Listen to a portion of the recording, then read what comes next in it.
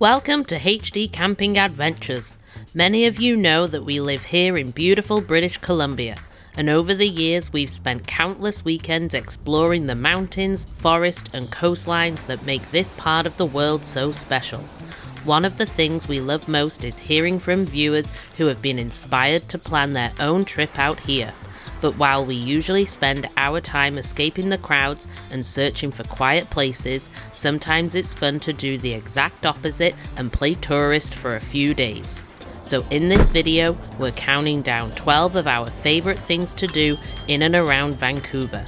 From incredible viewpoints and fascinating history to wildlife encounters and some truly unique experiences, these are the places we'd recommend to anyone visiting the area.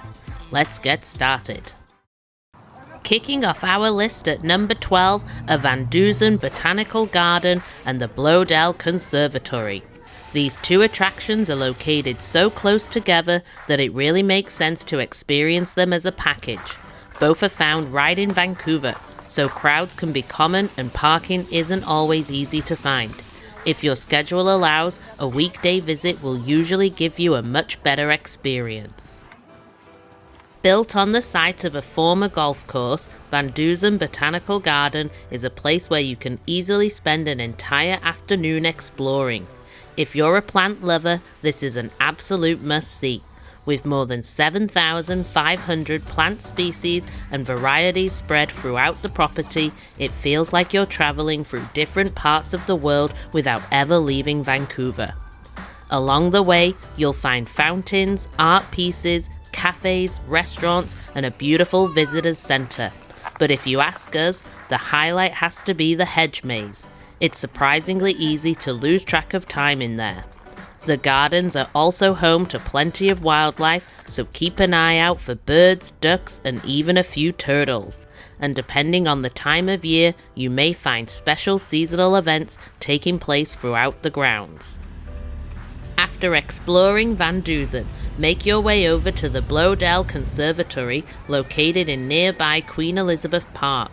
Not only is the conservatory worth visiting, but the park itself sits on Vancouver's highest point and offers some fantastic views overlooking the city. Built in 1969, the iconic dome has become one of Vancouver's most recognizable landmarks. Step inside and you'll find yourself surrounded by exotic plants, colorful birds, and 3 completely different climate zones that make it easy to forget you're still in British Columbia. Next, we're taking you up the beautiful Sea to Sky Highway to Squamish. Known as the outdoor recreation capital of Canada, there is no shortage of things to see and do here.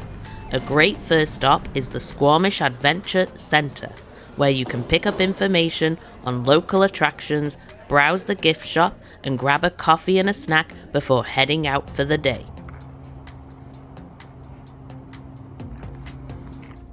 After grabbing a map and maybe a Squamish t-shirt, make your way over to Shannon Falls. This is one of the most popular stops along the Sea to Sky Highway, and for good reason. Just a short walk from the parking lot brings you to the base of a stunning 335-meter waterfall surrounded by towering trees and lush rainforest. For many visitors, it's their first real taste of the coastal forest that British Columbia is famous for. Just be prepared to share it with a few other people. This spot gets incredibly busy during the summer, so if you're looking for the best experience or that perfect photo, try to arrive as early as possible. Number 10 on our list is Squamish Canyon, one of the newest attractions in the Sea to Sky corridor. This was actually our first time visiting as well.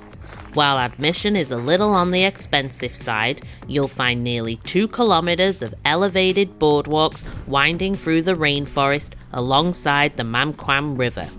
Designed as an all-ages experience, the route features beautiful viewpoints, interpretive displays, cafes, and plenty of opportunities to learn about the area's natural history. It's also a great alternative to some of the more challenging hikes in the region. The highlight for us was getting surprisingly close to Mamquam Falls. It's not every day you get views like this without having to hike deep into the backcountry. Coming in at number 9 is the Railway Museum of British Columbia. Even if you don't consider yourself a train enthusiast, don't overlook this one. In our opinion, it's one of the most underrated attractions in Squamish and offers a fascinating look at an important part of British Columbia's history. The museum is home to the famous Royal Hudson 2860, one of only a few surviving Royal Hudson's locomotives in the world. It's fitting that the museum is located here, as the Royal Hudson once carried passengers between Squamish and North Vancouver along the Sea to Sky route. With more than 90 pieces of historic railway equipment, this is actually the second largest railway museum in Canada. Unlike many museums, a large portion of the exhibits are interactive, giving visitors the chance to step aboard beautifully restored locomotives and passenger cars. There's also much more to see than just trains, including a working roundhouse, blacksmith shop, general store, and miniature railway. Whether you're a lifelong rail fan or simply interested in British Columbia's history, this attraction is well worth a visit. Coming in at number 8 is the Kilby Historic Site. Located in the Fraser Valley along the Harrison River, this is actually only our second visit here, but we've enjoyed it so much that it's become a place we plan to return to every year. Stepping into Kilby feels a little like stepping back in time. The centerpiece of the museum is the beautifully restored general store, where thousands of period items help recreate what life was like in a small British Columbia community during the 1920s. More than just a store, this building once served as the area's post office, supply center, and gathering place for local residents. The museum also tells the story of the Kilby family, who operated the business and helped shape the community around it. As you explore the grounds, you'll find heritage buildings, farm animals, and additional exhibits that help bring the past to life. Outside the museum, the Harrison River provides opportunities to see spawning salmon in the fall, and with the salmon come the eagles. From October through January, thousands of bald eagles gather in the area, making this one of the best wildlife viewing locations in British Columbia. For those looking to extend their stay, there's a campground right next door, and you can even spend the night in a cabin located on the museum grounds. For number 7, we're heading over to North Vancouver. Let's be honest, you're on vacation. Between the restaurant food, brewery stops, and a few adult beverages along the way, things are probably starting to catch up with you. It might be time to burn off some of those calories. That's where Grouse Mountain comes in. Locals often refer to the grouse grind as Mother Nature's Stairmaster, and for good reason. This 2.5 kilometer trail climbs an impressive 853 meters straight up the side of the mountain. Most people complete it in 1 to 2 hours, although the fastest runners can do it in around 24 minutes, which is honestly hard to believe when you're standing at the bottom. Not interested in hiking? No problem. The gondola will take you straight to the top, and since the Grouse Grind is a one-way trail, you'll need the gondola to get back down anyway. Once you reach the summit, you'll quickly realize Grouse Mountain is much more than just a ski hill. Depending on the season, you can enjoy restaurants, cafes, hiking trails, chairlift rides, zip lining, the mountain coaster, ranger talks, and even visit the resident grizzly bears that call the wildlife refuge home. Now that you've climbed a mountain, it's time to head down to Steveston Village, which comes in at number 6 on our list. In the late 1800s, Steveston became one of the most important fishing ports on the west coast. At its peak, more than a dozen canneries operated in the area, helping establish British Columbia's world-famous salmon industry. Even today, Steveston remains one of the largest commercial fishing harbours in Canada, and visitors can often purchase freshly caught seafood directly from the fishing boats along the waterfront. If you'd rather leave the cooking to someone else, you'll find plenty of excellent restaurants and cafes serving local seafood and West Coast favourites. Although we didn't get a chance to visit on this trip, the Gulf of Georgia Cannery is well worth a stop and does an excellent job of telling the story of the fishing industry that helped build this community. Be sure to spend some time exploring the historic waterfront as well. Along the Seawall, you'll find a collection of restored buildings where visitors can walk through workshops and structures that were once used to build and repair fishing boats.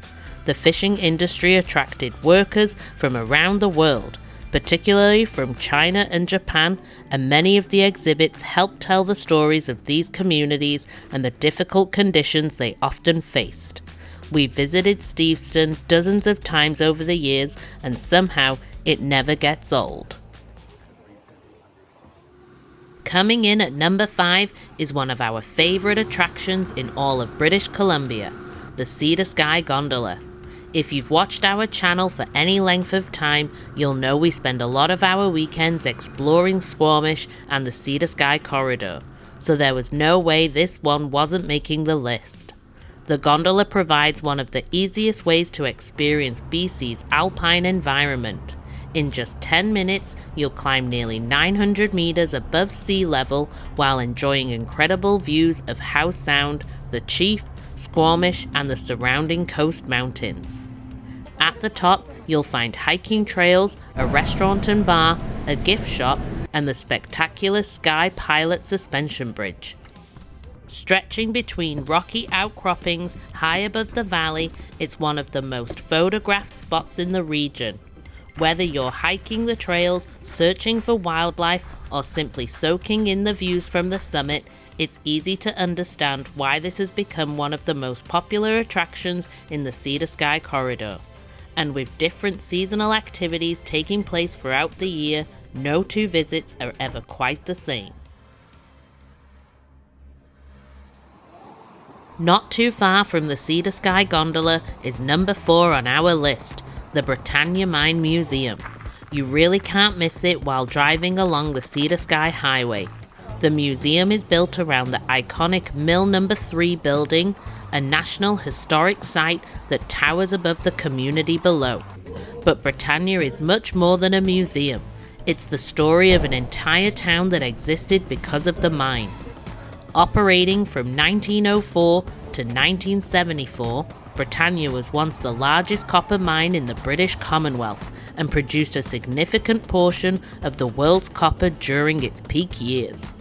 Today, visitors can explore multiple museum buildings filled with interactive exhibits, historical artifacts, information displays, and even try their hand at gold panning.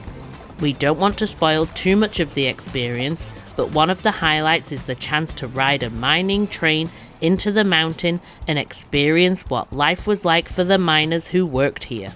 You'll also want to make sure you catch the famous boom show, which uses lights, sound, and special effects to bring the massive Mill No. 3 building back to life. After you've finished exploring the museum, consider spending some time in Britannia Beach itself. There are a few great spots to grab lunch and enjoy the incredible scenery before continuing your journey along the Sky corridor. Coming in at number 3 is a sightseeing flight with Sky Air. As we walked out onto the runway, our pilot casually mentioned that the aircraft was built sometime in the late 1960s. Now, I'm not saying I was nervous, but I did spend the next few minutes wondering if there was still time to switch to a bus tour. Fortunately, the plane was in great hands, and once we lifted off, all I could think about were the views. From high above Squamish, the Sky corridor looks completely different.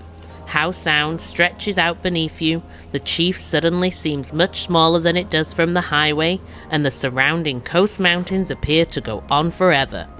It's a perspective that photos simply can't capture.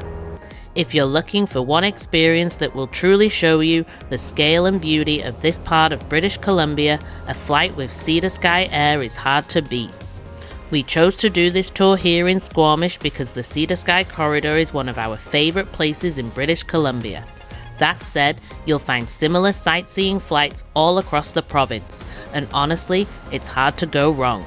No matter where you take off from, seeing British Columbia from the air is something you'll never forget. Coming in at number 2 on our list is Stanley Park and the Vancouver Seawall. It would be a crime to visit Vancouver without experiencing at least part of this incredible waterfront pathway. The Vancouver Seawall is the longest uninterrupted waterfront path in the world, stretching approximately 28 kilometers around the city, with Stanley Park being its most famous section. Whether you choose to walk, run, or cycle, there are attractions around nearly every corner. Along the route, you'll pass beaches, restaurants, cafes, bars, marinas, picnic areas, and some of Vancouver's most iconic viewpoints. Keep your eyes open for local wildlife as well. It's not uncommon to spot bald eagles, seals, otters, and if you're especially lucky, even whales offshore. The seawall wraps around Stanley Park at a 1,000-acre urban oasis located right beside downtown Vancouver. In fact, the park is actually larger than New York City's Central Park. Despite being surrounded by a major city, parts of Stanley Park feel surprisingly wild, with towering trees that are hundreds of years old, scenic trails, beautiful gardens, and abundant wildlife. You'll also find attractions such as the Vancouver Aquarium, cafes, beaches, and the famous Indigenous totem poles that have become one of British Columbia's most photographed landmarks. Whether you're visiting Vancouver for a few days or a few weeks, Stanley Park and the Seawall belong near the top of your itinerary. You really can't go wrong with this one. And now it's time for the number 1 attraction on our list, Capilano Suspension Bridge. Between the two of us, we've probably visited this attraction well over 100 times, so it's easy to take it for granted. But every time we bring friends or family here from out of town, we're reminded just how special it really is. The suspension bridge itself stretches 450 feet across the Capilano River and hangs 230 feet above the canyon below, making it a perfect combination of natural beauty and adventure. Yes, the bridge sways a little as you cross, but don't worry, it's designed to do that and is completely safe. What many visitors don't realize is that the bridge is only one part of the experience.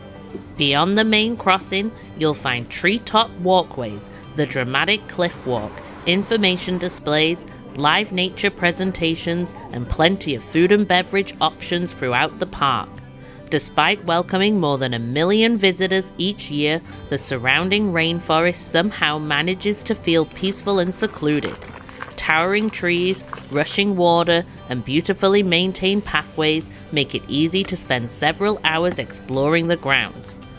No matter how many times we've been here, it never disappoints. That's it for our list.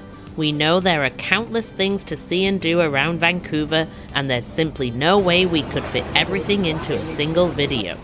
If you have any questions about the attractions we've covered, be sure to leave them in the comments below. And if we've missed one of your favorite spots, let us know. We'd love to hear your recommendations. If you've enjoyed this style of video, give it a thumbs up and let us know if you'd like to see a sequel covering even more of the area. But for now, our time as tourists has come to an end. It's time to leave the city behind and head back into the wilderness. And that's exactly where you'll find us in the next video. Thanks for watching, and since you're still here, why not check out one of these videos?